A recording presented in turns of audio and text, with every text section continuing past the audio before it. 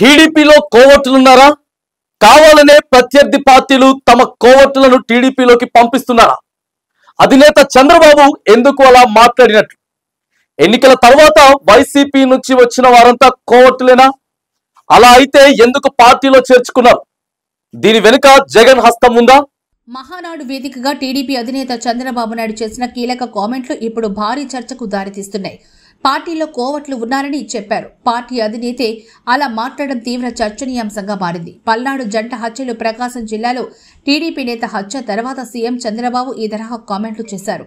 కొంతమంది మన దగ్గరుండి వాళ్లకు కోవర్ట్లుగా పనిచేస్తూ వాళ్ళ ప్రోత్సాహంతో ఇష్టానుసారం హత్యా రాజకీయాలు చేస్తున్నారు.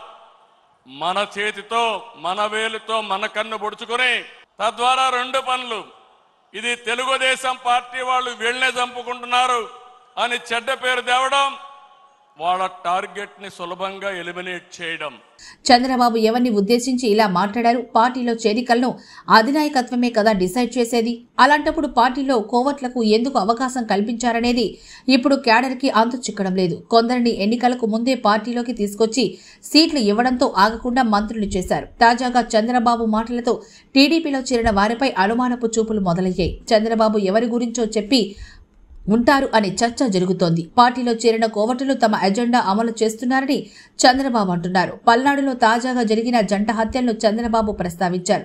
తమ ఎజెండా అమలు కోసమే టీడీపీలో చేరారు అనే విధంగా చంద్రబాబు మాటలున్నాయి. గత ఏడాది ఎన్నికల టైంలో అనేక మంది వైసీపీ నుంచి టీడీపీలో జాయిన్ అయ్యారు.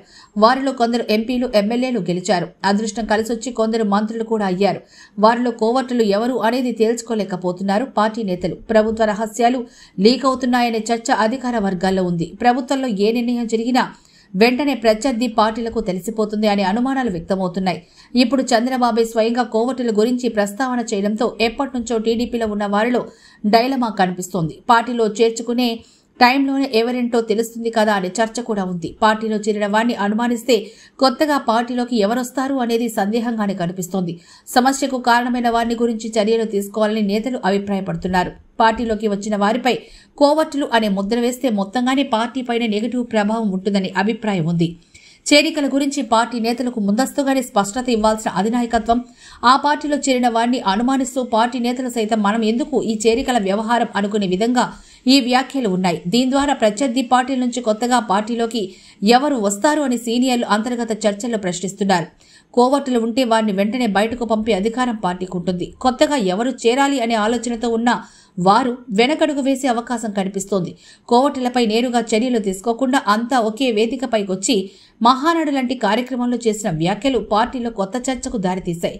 ఈ కోవట్ల వెనక ప్రతిపక్ష వైఎస్ఆర్సీపీ పార్టీ అధినేత జగన్ వ్యూహం ఏవైనా ఉందా అనే ఆలోచన కూడా చేస్తున్నారట టీడీపీ శ్రేణులు.